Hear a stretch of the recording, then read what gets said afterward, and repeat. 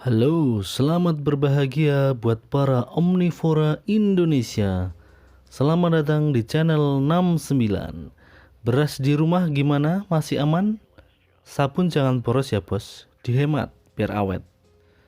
Kali ini saya akan menceritakan film yang berjudul The American.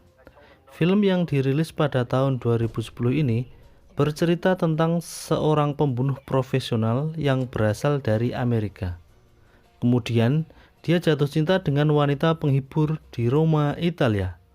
Sebelum ke jalan ceritanya, pastikan cari posisi rebahan yang terbaik dan jangan inget-inget mantan ya bos. Oke, kita intro dulu.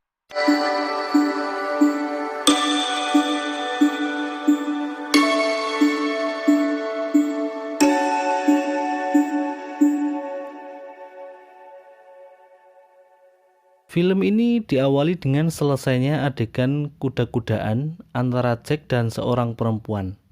Panggil aja perempuannya Melati, yang berlokasi di sebuah rumah pinggiran hutan atau bisa dibayangkan seperti villa di puncak Bogor ya. Setelah itu mereka berdua keluar villa untuk pergi ke kota. Sesaat setelah mereka berjalan beberapa meter dari rumah, tiba-tiba seseorang menyerang dengan tembakan untuk membunuh mereka. Namun naas, pembunuh tersebut dalam sekejap bisa dikalahkan dengan mudah oleh si Jack. Dengan segala prasangka, akhirnya si Jack memilih ikut menembak Melati. Anjay, tega bener bang Jack. Bak habis manis sepah dibuang, habis dinikmati, baby Melati, sadis. Siapa sangka ternyata masih ada pembunuh lainnya yang berada di pinggir jalan. Sayangnya, doi kepergok oleh Jack dan tak jauh beda dengan temannya. Pembunuh tersebut dengan mudah ditembak mati oleh Jack. Jack memutuskan pergi ke Roma, Italia. Sesampainya di sana, lewat pesawat telepon, dia memberitahukan posisinya saat ini kepada temannya yang bernama Pavel. Lalu, mereka sepakat bertemu di Warmindo dekat stasiun. Pertemuan mereka menghasilkan kesimpulan bahwa Melati bukan bagian dari pembunuh yang mengejar Jack. Pavel sangat menyayangkan bahwa Melati telah ikut serta dibunuh oleh Jack. Dengan profesi Jack saat ini, Pavel meminta Jack untuk bermigrasi ke tempat terpencil yang bernama Castelvecchio. Berbekal mobil dan petuah dari Pavel untuk tidak berteman dengan siapapun di Castelvecchio, akhirnya Jack meluncur menuju desa tersebut. Oke, di sini akan saya jelaskan bahwa Pavel adalah agen pembunuh.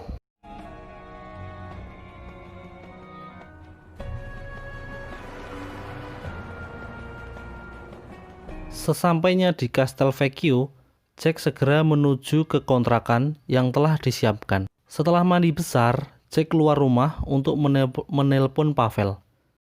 Saat itu, dia bertemu dengan seorang pendeta yang nantinya akan menjadi teman bermain si Jack.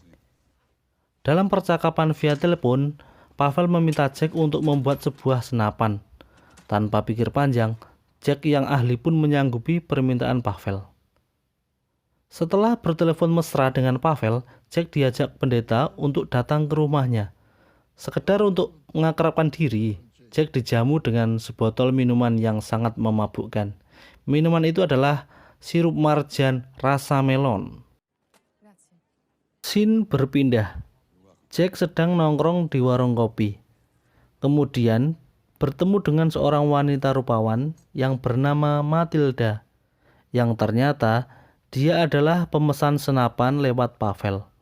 Akhirnya hari itu Matilda dan Jack berdiskusi tentang spesifikasi senapan pesanannya. Setelah pertemuan singkat dengan Matilda, Jack pulang ke kontrakan. Esok harinya, Jack pergi ke kantor pos untuk mengambil pesanan senjata tersebut.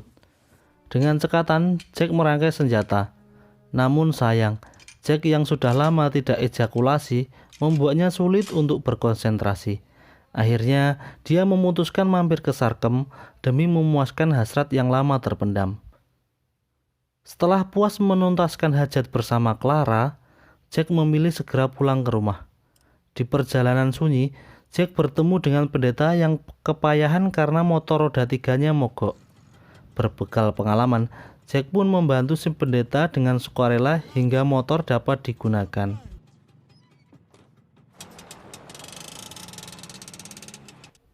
Untuk menebus rasa terima kasih karena bantuannya, pendeta pun menyuguhi Jack dengan sirup marjan rasa kedondong. Kemudian mereka kembali sambil berbincang-bincang ringan menghabiskan waktu malam. Di perjalanan pulang dari jamuan pendeta, Jack mampir untuk servis mobil serta mencari beberapa alat dan bahan yang dibutuhkan untuk merakit senapan yang terbengkalai.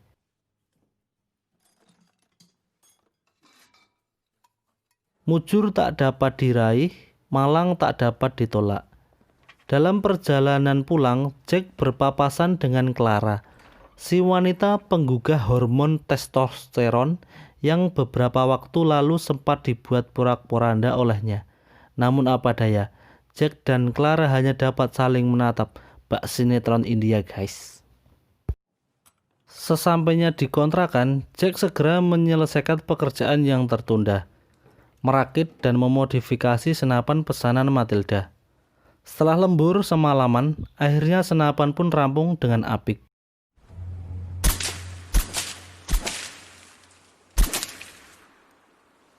Berjalan menyusuri sungai, Jack pun mencoba senapan yang telah dirakitnya, dan boom! Jack puas dengan hasil kerjanya. Setelah puas mencoba senapan yang dibuatnya, Jack pun memilih menuntaskan hasrat yang terpendam dengan menjumpai Clara. Namun apa daya, Clara sang penghibur lara sedang tidak berjaga malam itu. Mau melirik wanita lain pun Jack sudah tidak berselera. Jack pergi ke warteg terdekat. Setidaknya hasrat laparnya terpenuhi dengan nasi orek khas warteg Castelvecchio. Saat Jack sibuk dengan makanannya, seseorang menghampiri untuk menyampaikan pesan rahasia. Setelah selesai menikmati sepiring nasi orek, Jack pulang ke kontrakan dengan segera. Scene berpindah. Keesokan harinya, Jack pergi ke stasiun untuk menjemput Matilda dengan membawa senapan yang telah dirakitnya. Jack dan Matilda mencoba kemampuan senapan tersebut. Matilda cukup puas dengan senapan rakitan Jack, hanya sedikit mengoreksi bagian teropong yang kurang maksimal. Kemudian Matilda pun diantar Jack untuk kembali ke stasiun. Setelah melewati beberapa malam yang hampa tanpa belayan wanita, malam ini Jack memutuskan untuk kembali menemui Clara. Pucuk dicinta ulam pun tiba. Jack tidak sia-sia kembali ke rumah bordil tempat Clara menjajakan diri. Akhirnya malam ini Jack dapat berpesta tanpa busana dengan Clara. Setelah menyelesaikan misi kenikmatan dunia, Jack kembali ke kontrakan untuk menyempurnakan senapan.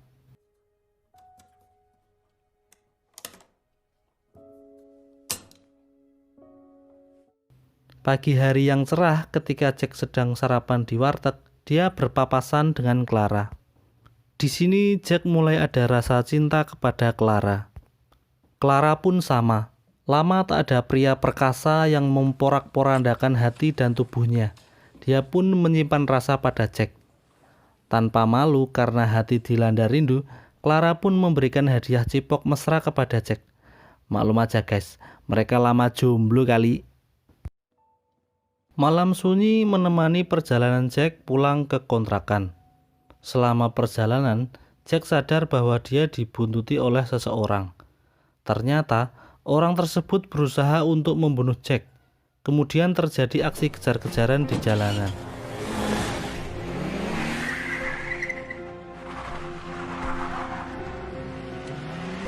Yang pada akhirnya, pembunuh tersebut dengan mudah dihabisi oleh Jack. Tentu saja, sebagai pembunuh profesional, Jack dapat memenangkan pertarungan kali ini. Tanpa curiga, Jack pun menelpon Pavel untuk memberitahukan kejadian malam ini. Karena hubungan Jack dan Clara makin mesra, mereka pun memutuskan kencan untuk pertama kalinya di restoran terdekat. menikmati malam dengan minuman sirup marjan rasa semangka. Tak dipungkiri, Jack dan Clara saling jatuh cinta. Hasrat yang menggebu mengantarkan mereka ke kontrakan milik Jack. Adegan selanjutnya silahkan bayangkan sendiri ya. Kisah Jack dan Clara tidak berhenti di malam itu. Esok hari yang cerah, Jack mengajak Clara ke lokasi pelatihan menembak. Melihat sungai yang jernih, Clara tak kuasa menahan gerah ingin mandi. Selayaknya orang mandi, Clara menanggalkan busana yang melekat di tubuhnya. Anjir emang bikin panas dingin coy. Sayangnya, Jack menolak ajakan Clara untuk mandi bersama. Setelah puas menikmati air sungai, mereka pulang ke kontrakan. Dalam perjalanan, Clara mengungkapkan permintaan kepada Jack untuk membawa dirinya kemanapun dia akan pergi. Karena hanya itu yang bisa Clara lakukan untuk menunjukkan rasa cintanya. Namun Jack hanya tersenyum dan masih diam membisu karena belum bisa mengambil keputusan. Setelah berpikir cukup lama tentang permintaan Clara dan masa depannya, Jack akhirnya memutuskan mundur dari pekerjaan sebagai pembunuh profesional. Dia pun segera menelpon Pavel dan mengutarakan niatnya tersebut. Dengan mudah Pavel menyetujui keinginan Jack. Namun sayang, ucapan Pavel bak semanis madu, hanya bualan belaka. Setelah selesai percakapan dengan Jack, Pavel segera menelpon Matilda dan memintanya untuk membunuh Jack. Setelah mendengar keputusan Pavel yang mengizinkan keluar dari pekerjaannya, Jack segera menyelesaikan senapan pesanan Matilda. Rumah makan Padang menjadi tempat bertemu dan saksi mereka dalam proses penyerahan senjata kepada Matilda.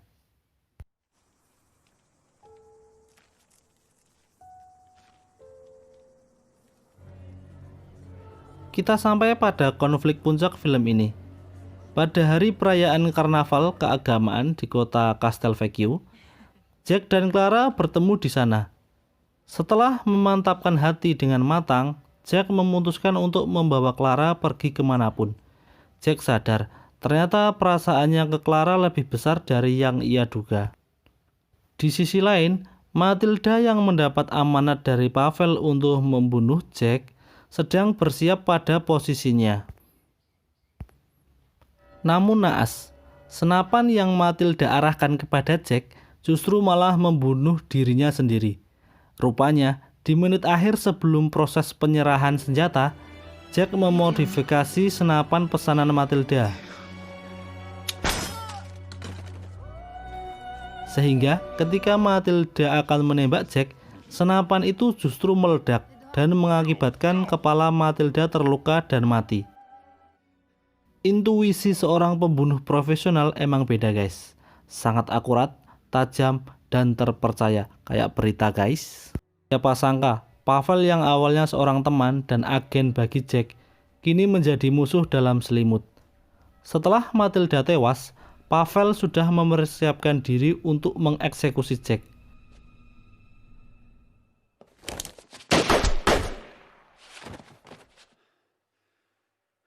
Lagi-lagi, aktor utama akan selalu menjadi pemenang. Pavel tewas dengan luka tembak di kepala. Jack bukanlah orang bodoh yang tidak tahu akan tindak tanduk Pavel selama ini.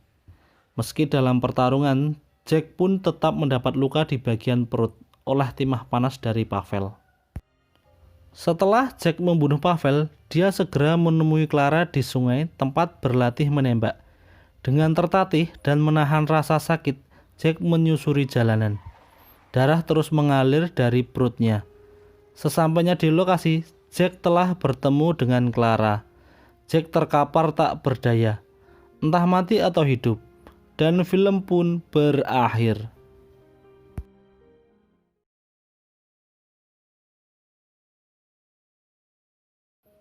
Film ini berakhir dengan ending yang sangat menggantung. Penonton diajak untuk berimajinasi dengan ending dari film ini. Apakah Jack harus happy ending dengan Clara? Atau sad ending dengan kematian? Akhirnya, sutradara yang berkuasa dalam setiap cerita yang dibuatnya. Kita penonton hanya bisa menyimak dan memberi pendapat.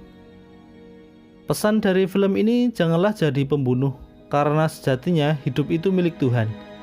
Bisa jadi saat itu bukan orang lain yang terbunuh, tapi dirimu sendiri. Sekian video dari saya. Jika suka dengan channel ini, jangan lupa subscribe, like, komen, dan share ke teman-teman kalian biar channel ini semakin berkembang. Terima kasih sudah menonton. Saya Mul, sampai jumpa di film berikutnya.